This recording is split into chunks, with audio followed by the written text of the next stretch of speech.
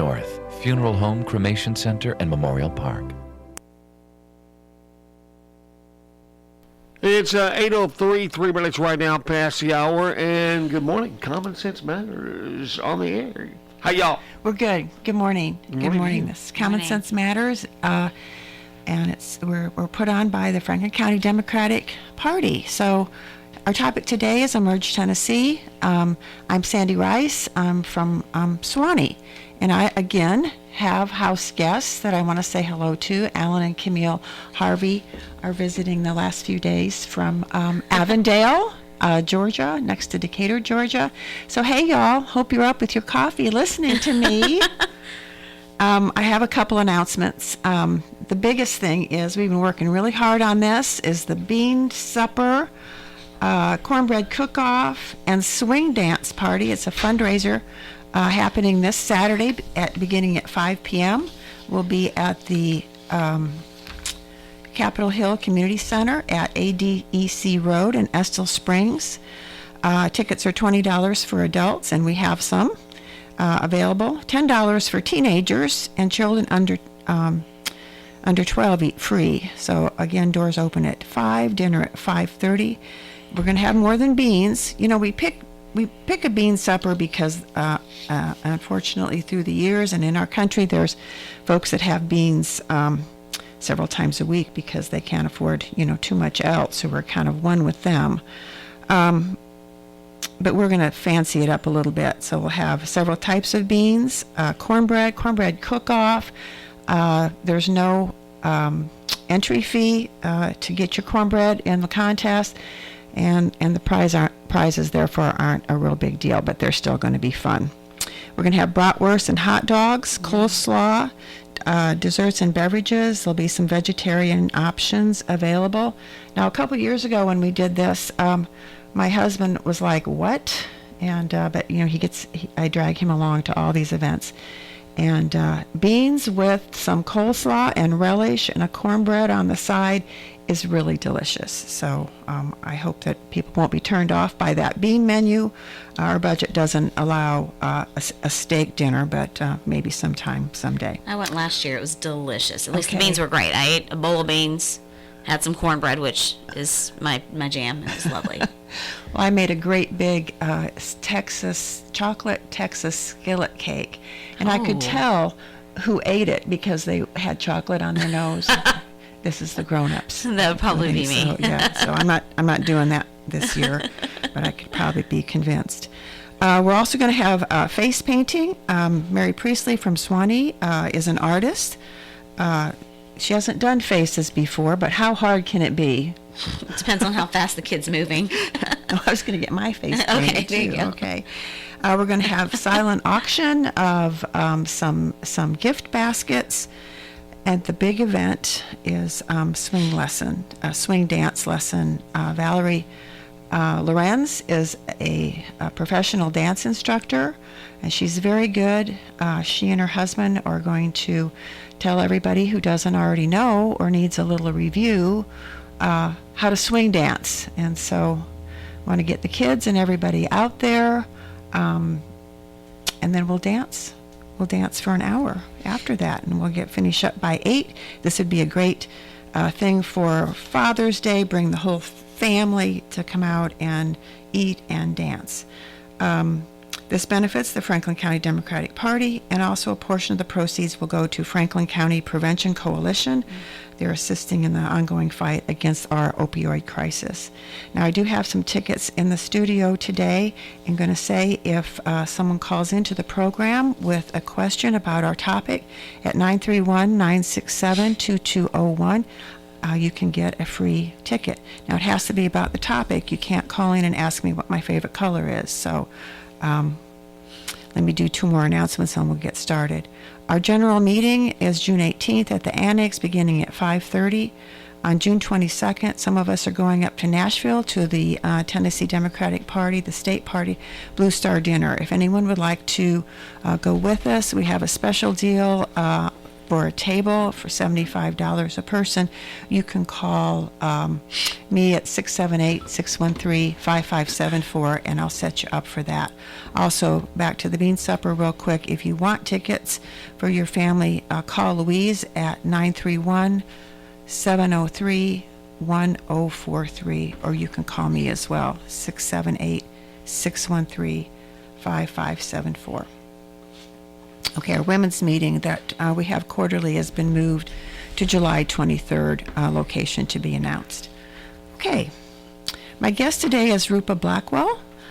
She and I are recent graduates from a program we completed in April called Emerge Tennessee.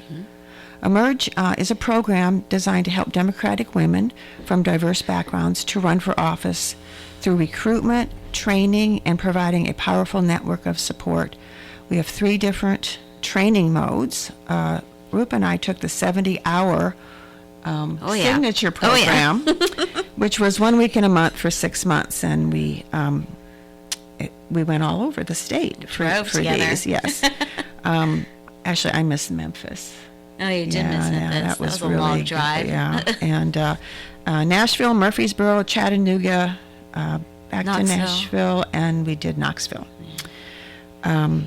So that was quite a commitment. But there's also boot camp, which trains women candidates who are actually running for office. It's a way to supercharge your campaign when you've already taken the dive.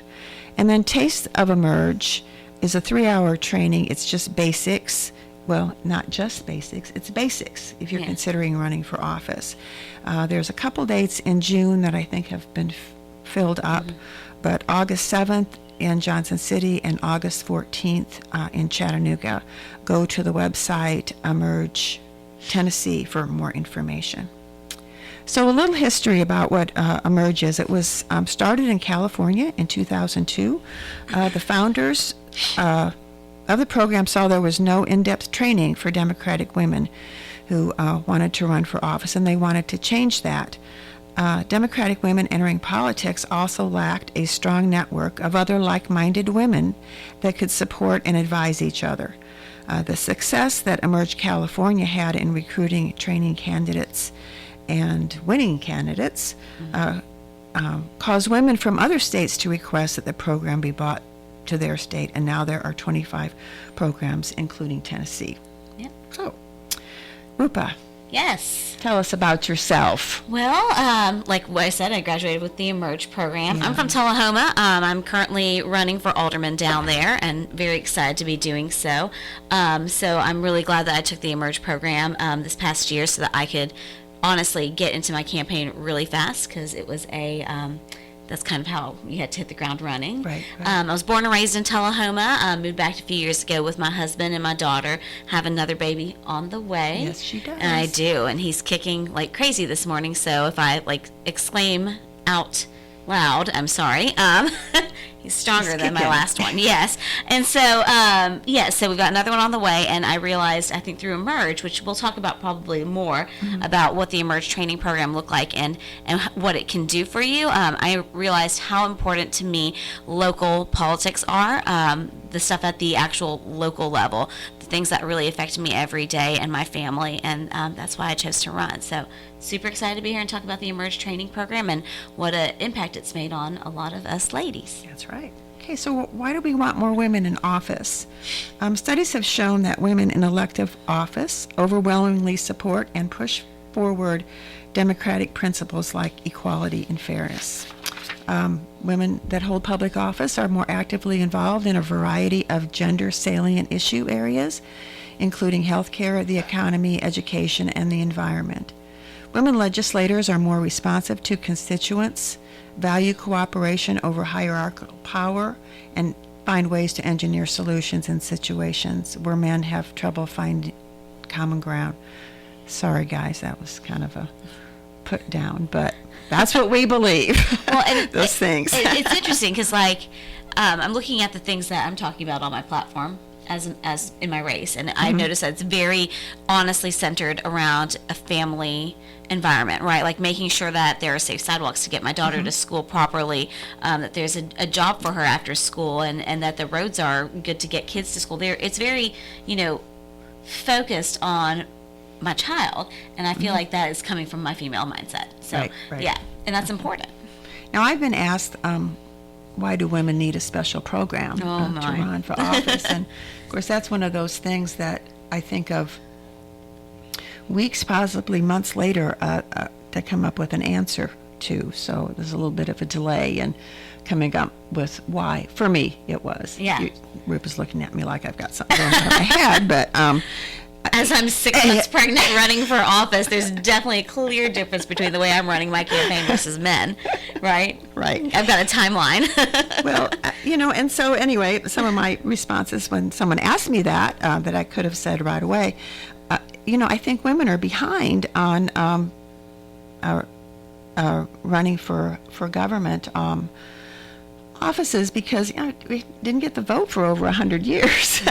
So, and then I just don't think we thought of it for decades. Run for office. Me, because we're taking care of the family and cooking and cleaning and all that. And we still do that. And we still do all that. Yeah, and just have to balance. But we've been too busy. So the male model just doesn't work for women. I think women have to work a lot harder. To be thought of as a viable candidate for office, and we're finally making a little bit of headway. As of 2019, these statistics continue to creep up gradually. It's more than the year of the woman. I think that we're looking at the decade of the woman, possibly the century. See, in Congress, 23.7% is female. In the Senate, 25%. State legislature, 25.4%, and 20.9% of mayors of cities over 30,000. So when we're 52% of the population, right? Right. So it's creeping up there, but we've got a long way to go. Yeah, we're definitely underrepresented. I think it's partially because of the way our families are set up, and I think that's important for us to have our own program because we do deal with different things than what our male counterparts will do when they're running for office. Like I said, 6 months pregnant, running for office with a child and working and doing all the same things are very different from what my husband would do and have to deal with if he were running. So, this program definitely, we talked about that. We talked about how to have a good network of support for us so that our my house maintains some sort of decorum, but it's a mess right now. But, so that we can actually get all the things we have to do done and run. And I think controlling the purse strings too. Women don't make as much money as 77 men. cents on the dollar, right? Right. And some folks think that's fine. Yeah. Yeah. So we'll talk about that right now. Yeah. It's tough. Yeah. We decided in preparing for this program that Emerge may not want us to give away the entire class schedule, so we're going to do a little scenario, not really a role play, but pretending. We're going to pretend that a woman has come to us thinking she would like to run for an office. She knows that we are both involved in local politics and wants some advice. Where should we start, Rupa? What should we tell her? I think Ask her. Oh, well, the very first thing I'd ask her is, what office is she thinking about running for? I think that's one of the first things they asked us in Emerge, and my answer morphed over the time, and I really like my answer now. But, and what motivates them, and whether they have the time commitment to be able to give to a training program and to tell them honestly how great our training program was that we went through, and what kind of tools it gave us. So that's kind of where I would start with it, is to kind of find out what she wants to do and how to help, what program would be the best for her to make that happen. And I would want to know, what she's done already. Yeah, absolutely. Locally, statewide, nationally, and that could be if she served in the military or been in a position where she's traveled. Maybe her background, is she maybe political science major, an attorney, or something that would be worth promoting, something to promote. This is my background, and for me, it's like what makes her tick. What's made her so committed to why she wants to run and what matters to her. I think that, I don't think I have any of those things that you just mentioned. I'm not a poli-sci major, definitely not wanted to be, wasn't allowed to be, thanks Mom and Dad. But what matters to me are the things that affect my everyday life, and I'm passionate about them. And I think, you'll hear that from women and men and everybody that, But isn't that important nowadays? So many times, we used to complain that all of our lawmakers were lawyers. All our lawmakers were people that were in those positions. The common person, the everyday person is not out there fighting for what they believe in the community. And I think we kind of looking at maybe a turnaround in that world, and the person that maybe is not highly educated but has a voice and has a passion, Absolutely. has a desire. I think those sometimes make the best politicians. I mean, it's the people who live the same lives that you do, right? That's who I want to vote for. Somebody who, gets me and understands what's important to me and how to make everyone's lives better who are like me, and not just like me, but everyone. But it's definitely, I think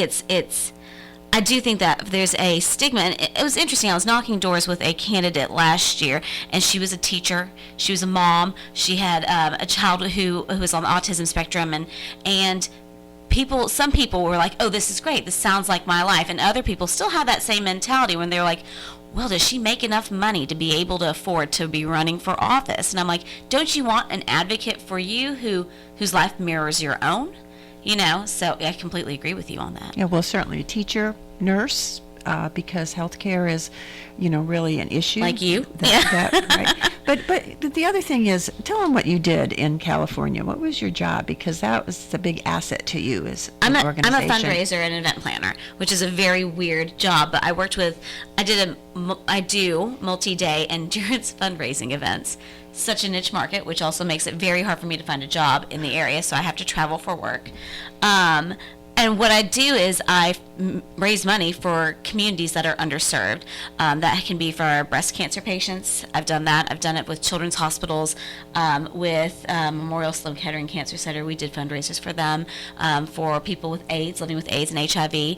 And what was specific about my job that I think plays a role in why I run and why I'm so interested in local politics is that I worked with every single city moving down the coast of California to create a campsite and a path to it with 3,000 cyclists on the road. So it was like literally building a campsite out of nothing. So creating a small city that moved every other day to a different city, working with the jurisdictions to make sure that literally there's power set up, that I can have water, toilets, etc., just building mini cities. And it was really cool and weird, and the fundraising part is hard but awesome. And it's being cause committed to something that matters to you and making sure that those communities are getting what they need. And so I think I wasn't saying that you needed a pedigree or degree, but I think it does take some kind of a background, a base from which to build, so that you don't have to learn everything while you're campaigning. So and it's helpful. It's definitely helpful to have some base of knowledge around even just project management. Right. And even social media, that's where I'm lacking, and I'd hoped that the course would help me with that, but everybody was so much higher than me. I couldn't catch up Instagram. What the course told you was that you should hire someone to do that for you if you have the funds, which is a big if. That's the thing that I learned from it more than anything, is that funding is important and it's hard. It's really hard to fundraise here. So we're going to talk about that in just a second. Oh, yeah. And then I also, we've touched on this, but kind of soul searching with this individual that's come to us. Do they have the energy? Have they ever finished a project from beginning to end? Are they a people person? Are they willing to learn the issues? Maybe not the one thing that they're passionate about, but all the issues. What's their stamina? Are they a problem solver? Do they have family support? We had a little section on this. That is important. You can't just kind of do this as a little hobby on the side. Your family has to be behind you, because there's going to be missed recitals. Oh yeah, school programs. Justin's taking Avery to swim. No, he's getting her up for swim lessons. We're like juggling all the schedules all the time. Without his support, this would not be feasible at all. Right. Thanks, So- honey. He's totally not listening either, I don't think. And then to be articulate and be able to get your message across in fundraising. We're going to talk a little bit more about that. How do you find out about the offices? Like what's it run for, or what's out there? Yeah, what's that? Well, both. Well, I mean, you can call the election commission. They can tell you what's up for election, what's coming up, etc. For me, in terms of how I decided what I wanted to run for, it was literally like thinking about what you said, soul searching. What matters to me? What do I want to give back, and how do I want to give back? I see this as service to my community, and how can I be the best servant to everybody in Tullahoma? And in my mind, that was how I chose what office to run for. And then I looked at which race made the most sense for me. I'm sure people think I'm nuts for running in my third trimester of pregnancy for office, but I'm taking a year and a half off from work. So the thing that came into play is I'm going to be home with a baby. I really will lose my mind if I just stay home with a baby and don't get out and go meet with people and talk to people and advocate for people. But I'm not going to be traveling for work, so I'll be home. This is actually perfect timing for me. And I can't really lay down or sit down at this point without being in a lot of pain. So walking and knocking on doors right now is good timing. I think what made me decide, and I hope what everybody does, is they have to look at their real life and what makes sense to them and what matters to them and where they can make a difference. And I think you had, you were secretary for the Coffee County. At one point, yeah. And then you still are on the county Committee. Yeah. Okay, for city planning. So so I'm on the Planning Commission in Tullahoma, which I've been on for about 6 months now, and has been fascinating. I mean, you guys can't see how the coding book, like the book that we read through, is like probably I don't know, like a 4 or 5 inch binder, and it's full. And so that's fascinating to me. And I know that most people wouldn't find that fascinating, but it's amazing. But yeah, that's one of the things. So that gave you the ability to kind of sense what the community was about and where you could make a difference. And honestly, what our city government looks like, what I don't think people realize is city governments are all set up differently, and there's some that are metro-style governments. We are a mayor-alderman situation in Tullahoma, where we have a city administrator who really does the day-to-day, and she brings stuff to us to vote on. If I'm elected there, I would be a part of that. So the board of mayor and aldermen play almost like like in a similar way as a nonprofit, which is how I think about things, because that's what I do for a job. And Sus is a board of directors. So, yes. So then you have to go to the election commission and get the papers. You have something to fill out. Oh, you got a petition. Okay. You got to go get your petition for, I think, all state and lower levels is 25 good signatures, which don't ever think your 25 signatures are real signatures. Most of the time, people will sign it and they aren't even registered to vote half the time. So always make sure you get more signatures than that. Talk to the election commission. They're always, at least in Coffee County, I'm sure they are here in Franklin County too, so helpful, willing to talk to you and walk you through things. If you plan on fundraising, you have a treasurer. You have to appoint a treasurer and send that to either the state or the local election commission to file your paperwork for that. Yeah. Okay. All right. So, community support. Now, Emerge encourages diversity. And one of our classmates, who was our graduation speaker, so funny. Yeah. One of our classmates says in her stump speech, she's running for Nashville City Council at large, says, with me, you can check all the boxes. I'm a woman, I'm black, I'm an immigrant, I'm Muslim. She has amazing support from all these communities and connects well with everyone. So the question is, you have to have community support. It just can't be you and a couple neighbors. You have to feel like people are going to be behind you. Absolutely. And actually work for you, not just be, yeah, I'll do whatever you need. And no, you have to have your strong supporters that will help you and do everything from, reading a press release that you're writing to going out there and knocking doors with you to, watching your child run around in somebody's front yard while you talk to somebody at the door. So you absolutely need a strong group of supporters, and I recommend a very diverse set of supporters. It should run the gamut, people. I mean, that's how you know that you're really going to be able to represent everybody's, if you can have supporters from all different backgrounds. Right. So that's your team. Then Yeah. Messaging. We had an interesting exercise in class that was, I'm not going to give too much away about that, but the challenge was, can you say your main issue in 2 to 3 minutes Yeah. with your voice and hand gestures? Yeah. And you have to be articulate and, get it out there. You may have lots and lots of issues that you're passionate about and want to change everything, or as much as you can in the first week or two. But you have to be able to say it what's your main message, what's the main thing that you want to say, and say it with a good voice, good hand gestures, not walking around, not being nervous. So And in that exercise, prepare to fail the first time. prepare to fail. At least the first few times, because it's finding your voice. And we talked about this already, about soul searching, understanding what matters to you and how you want to make a difference, and what matters to your community is very important. And that's going to help direct that message and direct your stump speech. It takes time to find that. It takes a lot of talking to people, getting their input. I believe that. I absolutely believe that you need to talk to your community to find out what matters to them and be their voice. A lot of groundwork before you throw your hat in the ring. I think one of the toughest sections that we did was on how to present yourself physically. I was kind of looking for some fashion tips because I don't really have a style. So I'm willing to be buffeted by, whatever I can find at Dillard's. But some people in our class, including you, you were kind of upset. I thought it was tough. Like, it's really hard to think. I think I think it's really hard to talk about, especially when you're 6 months pregnant and people are trying to take photos of you. You're enormous in the size of a car, trying to figure out how to best dress yourself. One of the things that I think is interesting is that I don't want the way I look to hinder what I'm trying to say to somebody. And I don't think that my husband has to deal with that. And he's he wears the same thing every day, a blue plaid shirt, denim, jeans and boat shoes. But like for me, if I'm going to go talk to somebody, it's already, I already look different from the typical politician. I'm Indian.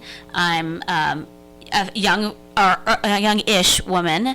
I'm almost 40, darn it. So, and I'm also like 6 months pregnant. So I'm trying to think of what's the least distracting thing I can wear so that they can listen to me and I can have a conversation with them, as opposed to them being like, holy moly, she's about to give birth on my front porch. So, I think it does play a role. It absolutely does. And it's tough. It's tough to think about that. Like, what do other people see you as opposed to, how you're representing yourself, So, because we might have an idea of what we look like, but somebody else might take something completely different from it. Well, you don't want to be a distraction. Absolutely. Your appearance. And I think this was hard for some members of the class because it just kind of brought out in a tangible way what you have to kind of give up in your beliefs and thoughts and dress to get votes. Yeah, we can be idealistic if we want and say, it shouldn't matter what I look like, but it absolutely does. Let's call a spade a spade. It absolutely does matter if you're dressed appropriately and when you're running for office or not. And I think that you check your ego at the door. Like you do, you have to, otherwise you're going to be in for some uncomfortable situations. At least that's what I took from it. Some people might have taken something different from it, but I was like, all right. Yeah. Well, here we go. And people are going to approach you with questions and ideas that your brain is screaming, "Are you kidding me?" But what comes out of your mouth has to be understanding and supportive, and maybe you can sway that or not, but it's going against your beliefs or your stump speech. But you can't say, well, I disagree with you. Have you run into that yet? When I worked with Mariah Phillips on her campaign, there would be places that they were pushing an issue and that she disagreed with, but she had to go with the flow. I think that No, I haven't had that experience too much as of now, especially at the local level. I think everybody's on the same page with me. We want sidewalks. We want roads that work. We want good jobs in our area. I think that I mean, there are times when somebody will say that they prioritize something differently than how I would. But I think that's because of our life experiences. So for me, I'm not going to push back on them by any means. I think that their voice is valid, their voice that should be heard, and that I should be representing them. I think that, no, I haven't really heard. Okay. Well, U.S. Congress might be different than absolutely, Tullahoma aldermen. which is why that stuff up there it gets intense. But when I've been going door to door, there are people who have a different life experience every day in our town than I have, and I have to recognize that, and that's the job of the alderman. Okay. Let's talk about fundraising and the ask. Oh, yeah. You saved it kind of towards the end. I love fundraising. I mean, it's what I do for a job. That's right. So I'm a weirdo. I mean, when you work in nonprofits, I really feel like 99% of the time it's like it's cultivating relationships. Absolutely. It is working and doing good services for underserved communities, but it's also a lot of begging for money and sponsorships. Mm-hmm. So, but this is a real difficult thing for a lot of people to do. Yeah. Now, I'm married to a fundraiser, and I've learned a lot about it from him and the importance of it. I've been on boards and committees where people will say, "Oh, I just can't ask people for. I just can't. I'll do anything else for the organization, but ask for money." And really, that's what your organization needs more than anything. Yeah. That's nice that you can do a lot of other things and be there for every minute of a fundraiser or a fun run or whatever, but the organization needs money, and you have to make the ask. Now, one thing that has been nice about Emerge for Rupa and the other graduates of the program that are running for office, which is really quite a few, is this network of women alumni. Yeah. And the expectation is that you will call all of them. Yes. I haven't made it fully through my list. I've only made it through 5. And I was the first. You were. And honestly, and I'm really close to my fundraising goal. So the rest of you will be getting a call this week. But honestly, I called you after getting the harder ones out of the way. Oh. Not in our team. Because you knew I was easy. No, like I went through my Rolodex and I was like, I'm going to make some of the harder asks and the larger asks now, get it knocked out, and I'm going to call Sandy because I know she's going to give X amount that I'm going to ask her for. And usually I ask you double the amount that I'd probably ask you for and see what happens. But that's the fundraiser in me. But it's hard. It's hard making the ask at first. It's harder, I think, as a candidate for me than it is for whenever I've worked at a nonprofit. You're asking somebody to invest in you as a candidate and what you can do for your town, as opposed to a service that is being provided for people in need. Mm-hmm. And so it is very hard to make that ask, but after you do it, I promise you, after you do it 20 times, it gets easier. Mm-hmm. It gets easier with every time. And it gets faster, and it's a good experience because it also gives you the opportunity to talk to somebody and find out what matters to them. It gives you, when somebody donates to your campaign, it's highly likely they will vote for you.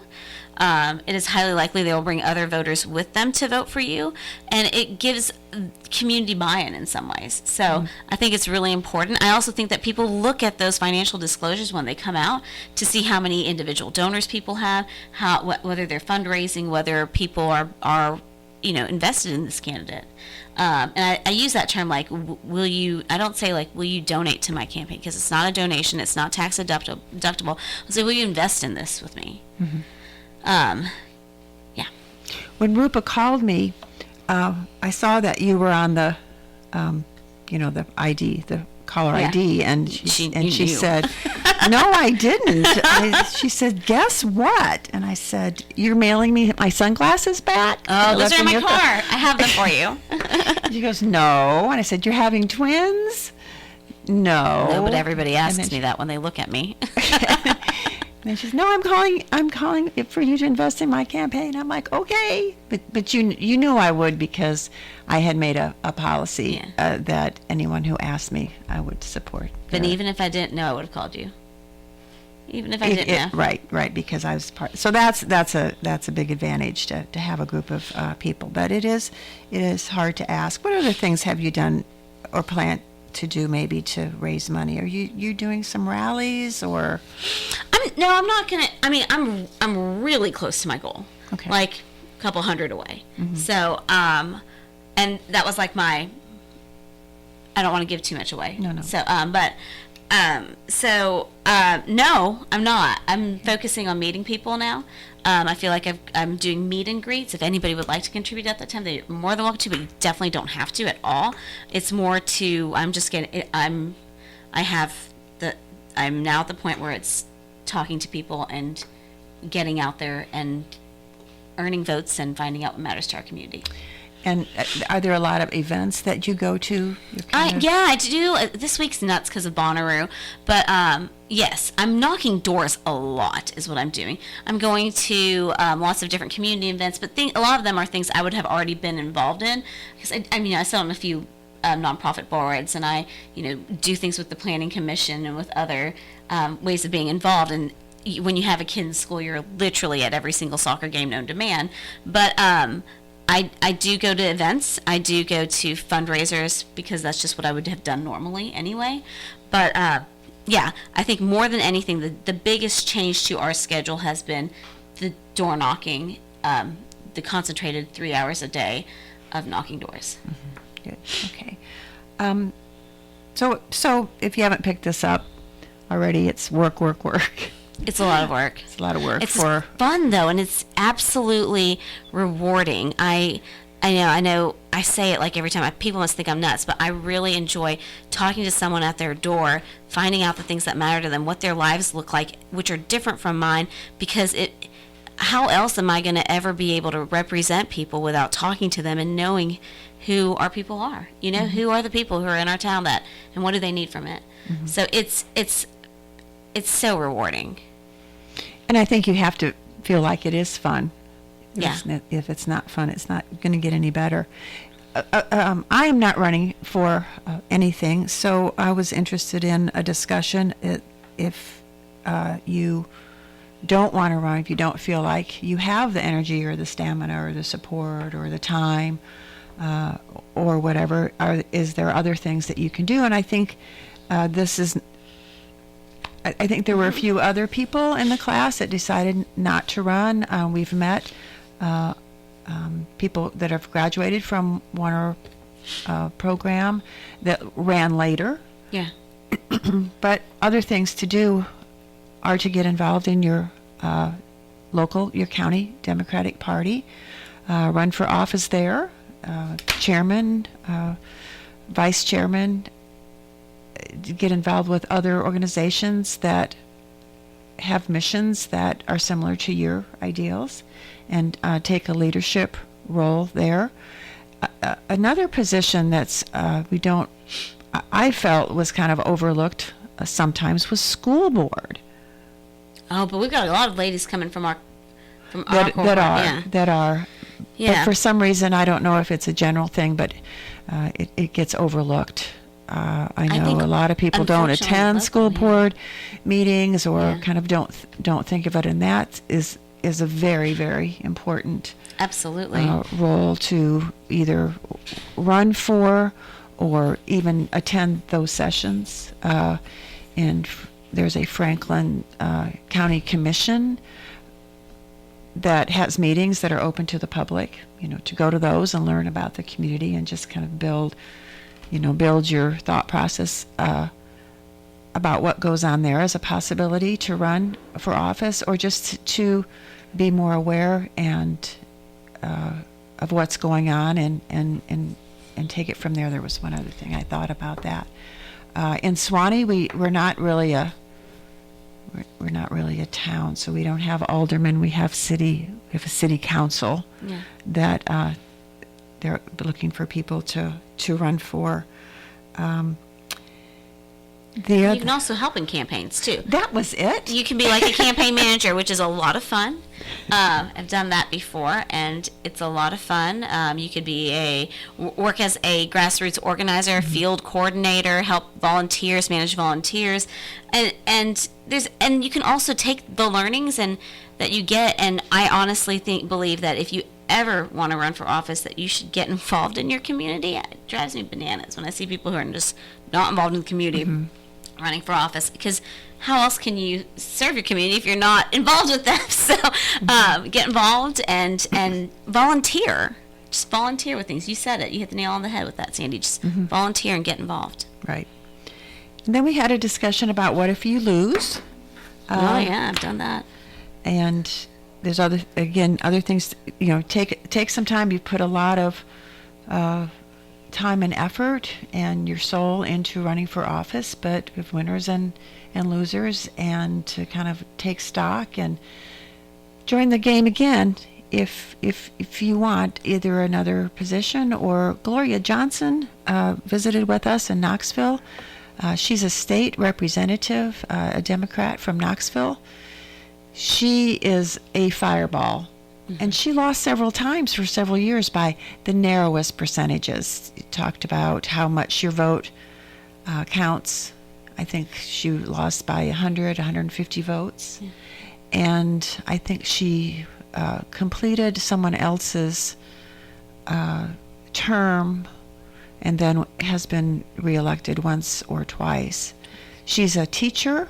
She, of course, was part of the Democratic caucus in the state legislature this year.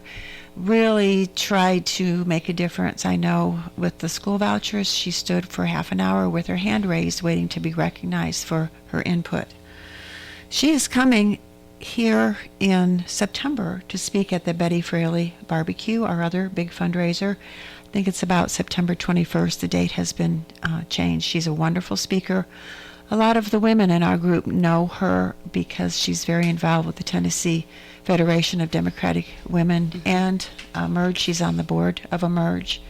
So, but she kind of kept at it. Well, you have to. Because you lose, you cry that night, you eat cake, drink a glass of wine, but the next day you have to get up and take down your yard signs, because otherwise you're in, violating city ordinances. So, and then you go to the grocery store, especially in these small towns like ours. In rural Tennessee, you go to the grocery store to go buy asparagus, and someone's like, so how do you feel after last night's loss? And this is the nature of the beast. And honestly, isn't it kind of what we teach our kids? Like, you lose a soccer game, get up, you go the next day to practice. This is life. It hurts.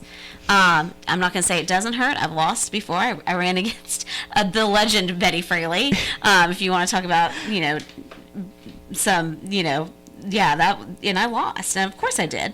And you wake up the next day, you take down your yard signs, you thank all your supporters, and that's it. Move on. What's next? Right. Yeah. Right.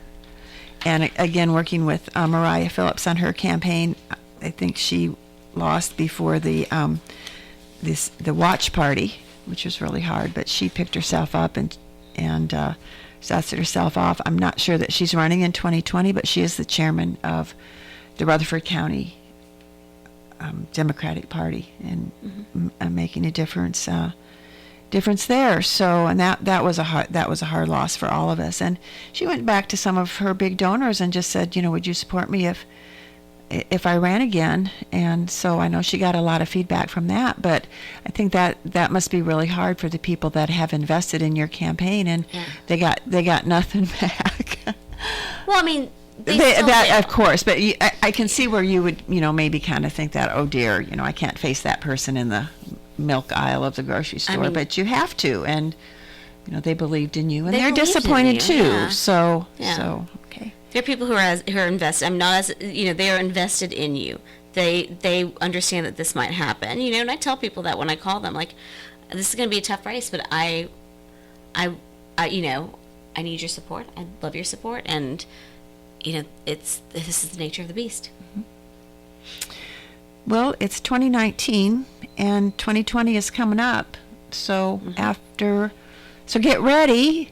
be thinking about the things. I hope that we've helped. I hope that we've helped our women that came to us, asking our advice. If you're out there, I hope we were a help.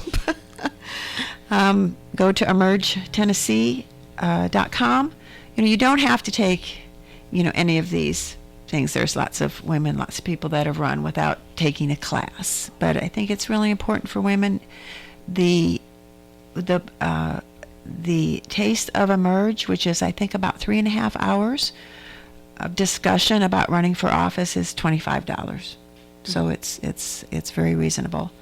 The other programs are a little bit more, and you get a little jump on learning about fundraising by asking people to support your involvement in the class to run for office. Yeah, I think ours was 700, something like that. But honestly, I fundraised it in pretty quickly. So that was the thing, is it forces you to jump into fundraising. Yeah, and we had one day where we were sent to different corners of the building where we were meeting, and we had to make phone calls to raise money for Emerge. And it's not that it is difficult to make the first. It kind of reminded me about nursing school. You go your first day of clinical and you've got a patient, and I had worked in nursing homes for years, so that was no problem for me. But I remember other students that were like, I have to go in there and talk to that patient. Yeah, this is what you signed up for to do for 40 years. Yes. And it's the same thing with asking people for money. Our communities are small. And I know in Swanee, here comes Sandy Rice. I wonder what she's selling or wanting from me this time. I know Woody at Woody's Bicycle Shop, one of our sponsors for the program, is thinking, here comes Lewis and Sandy Rice. Better get the checkbook. Thanks, Woody. And Woody is one of our sponsors. I saw him riding his bike the other day. He's in Swanee. He's got a wonderful bike shop. He's a Trek dealership. He does all kinds of things. If you need a bike, that is the place to go, because he will set you up and get you fixed up on a wonderful bike, tell you where you can ride it, send you out to the Mount Goat Trail, which is all the way to the freeway and a little bit beyond. New sections are opening every few years. That's exciting. So we're going to be able to ride our bikes clear across the plateau. So get your bike at Woody's so that you'll be able to do that. No. Have you touched on, as a candidate, how you determine what kind of platform that you want to run on? How do you figure out, okay, this is what I need to emphasize, this is what I need to be talking to the people about? How do you find the pulse of the community? I think it's being involved in your community and talking to people and asking them what matters to them. When I go to a door, I say, this is what I have right now as my platform. This can change. You need to tell me what's more important to you. Does this sound like stuff that's important? Please tell me what matters to you. And I think the first thing to do is to be involved in your community, so you can have a lot of different people telling you what matters to them. Because you'll volunteer here or there, and so many different diverse people telling you what matters to them, economically diverse, socially diverse, different crowds, etc. And it's important, I think, to listen to them.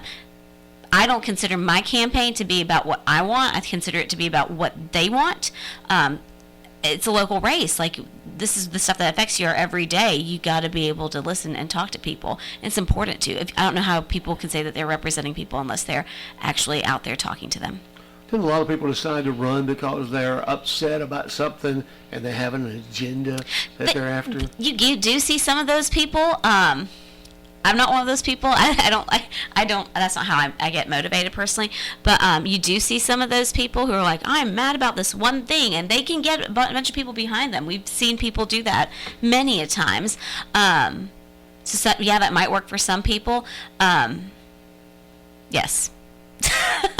For me, I think that's not a motivation. Is I don't think the folks that have the positions are doing a good job, and I think I could do a better job, and I want to make a difference. But I think that's where we talked about, the appearance in your stump speech. You have to kind of level that out with what people want. So you may have an agenda, but if nobody else has your agenda, I think they'll see pretty quickly that you're not in it for them. Yeah, and I think Does that make sense? I think it's exactly what you're saying. Like, you don't run for these offices for yourself. You're running to serve people, and that's what you're supposed to be doing, is serving your community. That's how I see it. I see it as service, and I'm not a big run on an agenda kind of person. I am a find out what the people need and make sure I advocate for them. And constituents, I think that's sometimes lacking, is to serve all the constituents, Yes. not the party, not the Definitely party's not. agenda. So I think that's a good point that we need to think about in the upcoming elections. What's your agenda? Mine or yours? If I ran for city council in Suwanee, my agenda would be to get a sidewalk on Kentucky Avenue, where I walk my dog, and is kind of the bypass to Suwanee, and people zoom down there and down the street to get to class or home or whatever, and the speed limit is 20, and I have to hop into the ditch. That would be my reason for getting on city council, but that may not get me elected. But it's interesting because, like, my thing is sidewalks and bike paths for kids to school. Like, let's focus on getting them to school first, and then we'll grow out from there. And then potholes, like, that's not something I can fix, but I can, as an alderman, you can vote to support initiatives to help fund that, right? To vote for us, hopefully writing a grant and application and receiving that grant and doing matching funds for it. But when I talk to people as well, like, my reasoning for that is because I want my kid to one day be able to ride her bike to school, right? But everybody else has another reason, but we all kind of go the same thing. Like, people in town want potholes on Anderson fixed. They want bike paths to the schools. They're, it's scary to them watching their kids ride their bikes. So, in the end, we kind of all ended up, a lot on the same page. I think one of the big things in the Tullahoma area is they're talking about changing the scapeway. The streetscape? Yeah, and all those You're talking about the things over streetscape? there. Yeah. And some people are going, that's crazy. Why do they want to do that? How do you put a spin on, and how do you decide if that's the best thing for the community? So I think the streetscape, so I went to that streetscape meeting. I thought it was fascinating, and I get it. I understand the reasoning behind it. I think part of the reason is business recruitment. One of the things that is on my platform, honestly, is that I want us to have better business recruitment. The aldermen and the mayor do not recruit businesses per se, but what we can do is listen to what the businesses are saying they want from our town and trying to help, if they're smart businesses for our town. Let me preface that. And trying to help with things like this. What we've heard from some people I've heard is that, the streetscape of Jackson looks a little rough. What can you do for that? Let's plant some trees. And how can we do it fiscally responsibly? And what kind of grant money is available? We have a new city administrator in Tullahoma. She's fabulous. And they were talking about specifically looking at grants. I think the TDEC grants is what they were looking at for doing that. And I think that, if it's not, they're also looking in conjunction with the TDOT grant to try to improve streets, the roads themselves, which when you look at Highway 41, that technically is it's a state route, right? So the road itself is maintained by state, not by city. There's all these nuances. But the streetscape in Tullahoma, if we hear it from businesses that would actually benefit our area, it's something we should be looking at.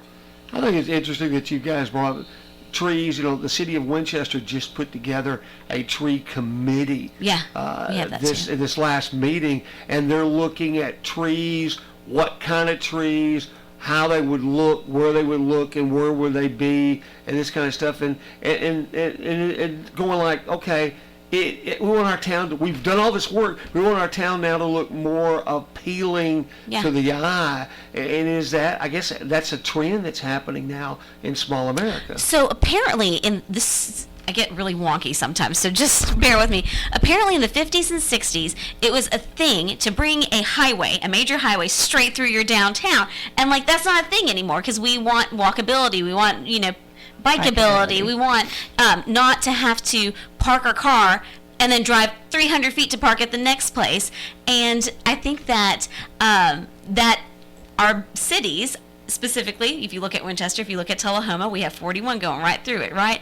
So we've got to figure out a way of meeting the new need, which is not what was in 5960. So, and it is a safety concern, I think, especially in both cities. We've got a couple of like right in front of the high school in Tullahoma, right? Kids run across the street to go to Donut Palace. Don't blame them, but at the same time, super dangerous, right? So we need to think about how we can make that safer. But yeah, it's a different trend. What looks nice now versus then, and so I don't know if it's going to stay that way. We're going to find out, I guess, over the years. But I do think we need to look at that area. So as you For find, sure. as a person interested in running for office needs to be passionate about their community Absolutely. and love their community and want to see how to make it better. Absolutely.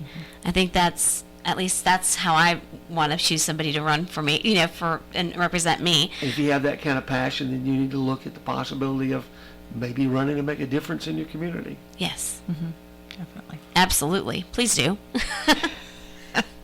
To build the bench, to get involved at the local level and local offices and build from there. And another thing about our rural towns, there's supposed to be a lot of changes nationally and statewide to help small businesses, but we still see the empty buildings in all the towns. There might and then sometimes there's a business that doesn't seem to last very long. So, I want to know, are some of these policies really helping small businesses?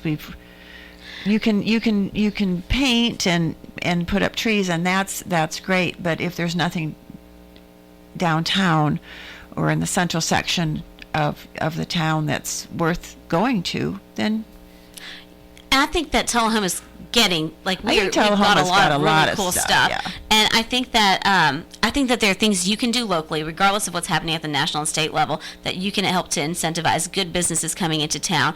Businesses, in my mind, that offer good pay and benefits and advancement opportunities for their people. I know some people hate Starbucks, but I got to say this: they have great management training programs, and we have one now in Tullahoma.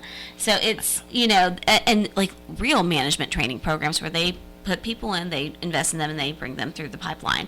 And they also offer good benefits to full-time employees. And I think, granted, I'm not always a big retail person because I think at some point you tap it out, but you have to think about what businesses are going to make the most sense for your community and work to bring them in.